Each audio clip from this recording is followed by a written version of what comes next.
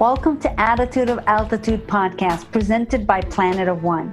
This podcast is designed to inspire change in people to become the best versions of themselves and live their best lives.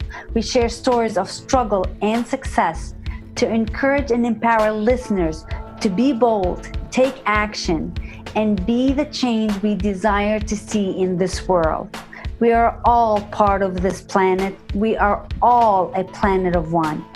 Know that your attitude determines your altitude in life. Welcome to the podcast. Hello, everyone, and welcome to Attitude of Altitude. I am really excited to have with us Jill Lublin today. Jill is an internationally renowned speaker on the topics of publicity and networking. As author of her best-selling books, Profit of Kindness, Get Noticed Get Referrals, and co-author of the bestsellers Guerrilla Publicity and Networking Magic, Jill is a master strategist on how to capture the attention of the media and increase your visibility in the marketplace. Jill helps authors to create book deals with agents and publishers, as well as obtain foreign right deals. Jill is also the producer and host of the TV show Messages of Hope, inspiring people to take positive action to improve their lives and create a better world. She's been in this industry for over 25 years, has worked with great channels like ABC, NBC, CBS, and so many more. So I just want you to know that we have someone here that definitely knows her work. Welcome, Jill. How are you this morning? Thank you. I'm very blessed and doing great. Thank you. Welcome to Attitude of Altitude. I was really looking forward to having you really share with the audience how you became a publicity expert, a master at what you do. Where did the journey begin? You know, it began like a lot of people's. I had no idea what I was doing. I kind of was flailing and, trying to find my way, like all of us do, right? And I think what's key about sometimes the fact that you don't have to be perfect, the fact that you don't have to be perfect, the fact that you don't have to figure it out from the beginning. And the truth is, I kind of found my way into what I love and am passionate about right now. And part of that was because I failed at something else, which is law school. I actually went to law school for a year and I hated it, which was very disappointing to me because I thought that was going to be the way I was going to make a difference in this world. And it just wasn't for me, and then I found my way into promotion and publicity, and I worked for independent record labels in the music business, and that was exciting to me. So part of what I think is really important is you have to notice what stimulates you, what excites you, what makes your heart smile, right? And that's where to follow the direction. See, the other decision was made from my head, which is all I knew at the time. And that's okay, right? Sometimes we start with the head and we move down to the heart. It's okay. But I do think pay attention to how you feel about where you are. And for me, that was a lesson, honestly, I had to really learn in my life, like as opposed to just, running my business through my head. So I just want to put that out there, that's something I've really learned. It took me a long time and many painful experiences to learn it. So I'm just going to tell all of you, really, that thing about follow your heart, it's true. Pay attention to what makes your heart sing. I love that. You said so many incredible statements in that. In number one, follow your heart. And it didn't happen overnight. You went through many tribulations to become the expert that you are today. What was something that was key that started to change you becoming an expert? How did you become an author and all of those? Well, once I started running my own PR agency, which I had, now I'm a PR consultant and speak all over the world, now virtually. But, before that started, I had a PR agency and I started just really delivering results to people. And I call it tapped on the shoulder by a literary agent who said, I want you to write with J. Conrad Levinson, who is known for guerrilla marketing and very well known that way. And I'm so blessed by that. He said, I want you to be part of, this group of books, right? And I'm like, wow. And that was when Guerrilla Publicity was born. And that actually started my career. So once Guerrilla Publicity was born, the publisher asked me what every author wants to hear, besides, would you like to be on Oprah? That's my other favorite question. But the question they asked is, what's your next book, right? And my next book became Networking Magic, about how to network effectively. And, it kept going. And I think part of success is about creating momentum, right? Creating momentum in your life. And that's important, right? What do you love that keeps generating interest and excitement for you? Now, writing books was really, for me, a way to, frankly, serve more people, leave a legacy, leave my information in their hands. And, they also work with me in my virtual publicity courses. But I just know the power of having a book. And I've been helping people get major book deals for, 18 years now. So I'm convinced about the power of a book. Whether you self-publish, whether you get with a publisher, it's all good. I just want you to have a way to leave your knowledge and information in other people's hands and hearts. Jill, elaborate a little more about the power of having a book, because I know that in our industry, a lot of people say that it's your new business card. So would you elaborate how it really impacted you and all the people that you've been able to train, really? Yes. Well, write this one down, is that publicity equals impact equals influence, right? Now, influence is created because of books, your education, your courses, right? And so as we look at having impact in the world and influence in the world, the power of a book is precious. Listen, people get their knowledge from books, however they consume it, whether it's on their devices or, in the physical form, it doesn't really matter. And what matters is that people want knowledge.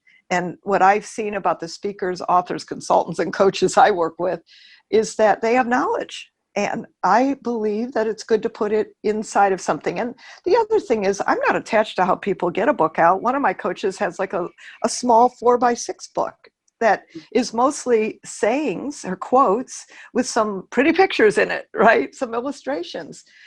It could be that.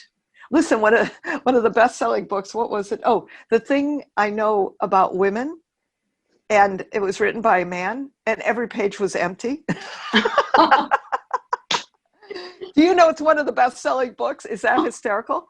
That is hysterical. But that's what I'm talking about. Like, don't get so like, oh my God, it has to be a certain way. It could be a book of quotes. It could be a book of great sayings. One of my clients who's a consultant has, 25 days of doing great things for your business, with every day would have one action item. Great. That's a book. That's amazing, especially these days when so many people are looking for ways to be noticed, to be in the public eye. I know we have so many different mediums, social media, and books, and all kinds of things. What is the best thing that you would gear someone to is they're attempting to get their messages out there, whether it's a nonprofit, whether it's a business? Where would you start them, Jill? So the first thing you got to start with is your message. Let me just say, you got to start with your message, and you got to make sure it's right. So I think it's important that you create, I call it the problem today, and that's not what you do. It's like what people care about out there. Mm-hmm. And I will tell you, it's so important that when I teach my virtual publicity course, guess what we do first? The message, because the message is key, okay? And I just think that's important for everybody to understand and to know. And then you can, shall I say, cast your net to reporters, to podcasts, to blogs, and that's beautiful. And then you'll be clear about what you say. And then on top of that, what I've discovered, when people know your message, what happens is your confidence is accelerated. You feel more powerful in what you're saying. You can be consistent and persistent, which, by the way, I want you to be in the media, so that people know who you are and that you show up powerfully, or at least, resonant with who you are. So that's created by a message. Now, being persistent and consistent, I know some people take that they believe they have to be in every type of medium that's out there. Is that truth, or should you be more selective on where you put out your publicity? Well, listen, it's a bit of depends who you are and what you need to reach, so I don't want to give one pat answer, because I don't know that there is a pat answer for everybody. I think it depends who you want to reach. If you're a consultant and you work with a certain kind of client, let's just say you work with attorneys and CPAs, you probably want to reach publications that orient toward attorneys and CPAs, for example. If you're a financial planner, you might want to reach into business editors. If you're a coach who works in transformation, you probably want to reach into mindset, maybe business, yes. I think it really depends who you're after, so to speak. My health coaches, I have them out with COVID stories, right? My clients who are African American, I switch their stories to Black Lives Matter stories. Like my communication consultant, who's an African American woman, and I said, listen, forget everything we've done. I wanted you to talk about being a strong Black woman and how to communicate with confidence. And that's the story we changed. So one thing I'm big on, I call it use everything you've got. Use everything you've got. So, that's your ethnicity, your religion, your spirituality, if there's a mosque, a synagogue, a church that maybe you can promote into that might have a newsletter. Be thinking about all of these. A gentleman who was in my virtual publicity course, he's Pakistani, and we were talking about using everything you've got, and he headbanged in the Zoom room. He goes, Jill, I never thought about using this. And what he did was he Googled in Los Angeles, where he lives, he found 5 Pakistani newsletters. He got in 3 of them. His reach increased by over 20,000 people. That's what I'm talking about, right? And that's the power of reaching into all kinds of people, all kinds of places that maybe you didn't think about before. And what's the biggest impact you see in someone that uses publicity versus someone that is attempting to do things the organic way? Oh, please. Organic schmanic. Was that my outside voice? Because here's the truth. If you don't take real steps, business steps, listen, the power of publicity is it's an attraction factor. It brings people closer to you. It reaches far more people than you can ever reach by doing organic steps. That is a slow and somewhat painful way to create visibility, meaning by yourself, quote unquote, organically. Yes, referrals are good. Listen, I wrote a book on it, right, about referrals. And I believe strongly in referrals and in networking. That's how you and I are together right now. It's a beautiful thing. It's a yes and. Publicity is completely free. At least the things I'm teaching you about with Guerrilla publicity, right? And it's a way to enlarge your circle, your tribe, your impact, your influence.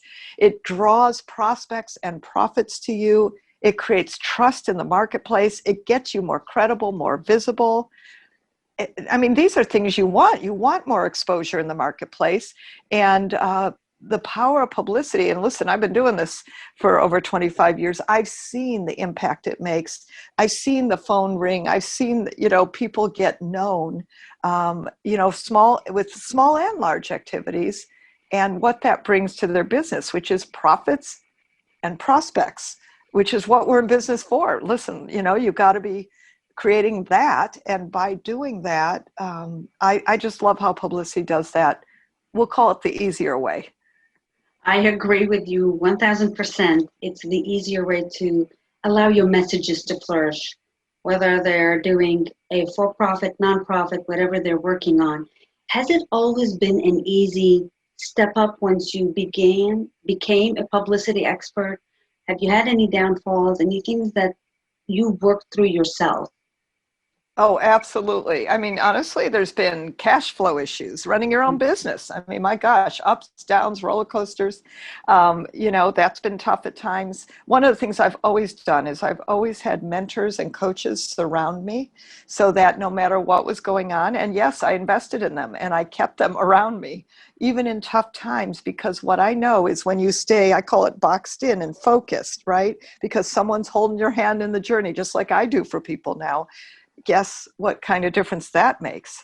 So even in the tough times, I had my support, like the time I actually fell and fractured and broke both ankles in multiple places, ended up in a wheelchair for 6 months, almost 6 months. And my coach at the time, you know what he said? God bless him. He's still 20 years later, well, 18, still somebody that I, rely on, invest with, have sessions with, because he said, you know what, Jill, I'm here for you. We're going to get you through this thing. And, I could hardly think, right? And he helped me. He stood by my side. And by golly, I righted myself after a while and could think after a while and was still able to run my business after a few months. But yeah, my business took a big hit. I couldn't travel because I speak all over the world. Couldn't do that. Couldn't run my my publicity courses, which are now virtual, but they were live then. Couldn't do those, right?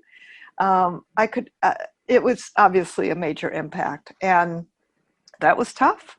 That was tough. And I'm so grateful that I had a coach in my corner, that my business was thriving enough before this that I was able to continue. And that's part of being consistent and persistent. That's part of having books. That's part of, I had something already created that could keep going and serve people, like the publicity course, right?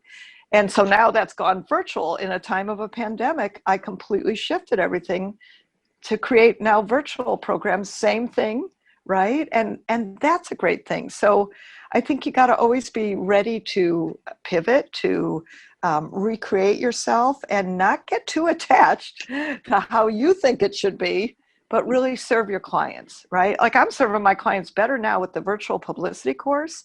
Why? I've been able to lower all my prices because I don't have hotel costs anymore. I don't have to fly anywhere. It's fantastic. So I've passed that on to all my clients. And I think that's a wonderful thing. Thank you for saying that, Jill. Honestly, because so many people, as we go through this pandemic, they look at it as a total negative, where in your case, you were able to adjust virtually and be able to serve even bigger and further clients, because now you can reach them everywhere, and you were able to adjust your pricing even to fit what the times are. So you pivoted. What's the mindset that you go through yourself when things hit hard? How do you shift yourself so that you continue moving forward for yourself and for your clients? Well, one thing I have is an ongoing spiritual practice, right? And so I pray and I meditate and I have God in my life daily. And frankly, I rely on that, to keep me sometimes higher than I can keep myself. That's one. Number two, coaches. I call them up. Oh my God, what do I do? Help. And I recreate programs or relook at things. So for instance, when the pandemic hit, I called one of my coaches and excuse me, a little hiccup there. And we huddled, as I like to call it. I said, what can I offer people? So we made, obviously, the virtual publicity course really affordable. Pandemic pricing, I call it now. And that's been so good. I'm probably going to just keep doing it, right? And then on top of that, we made my new program called Get Your Darn Publicity and Book Done. Also very affordable so that people can get a book done, keep their publicity going. And I frankly threw in a lot of my programs that usually I would charge for. So I gave a lot of value. I mean, a lot of value. So that when I'm offering it to people, see, I know in my heart how much value there is in that. And I know that translates to people. So that was huge.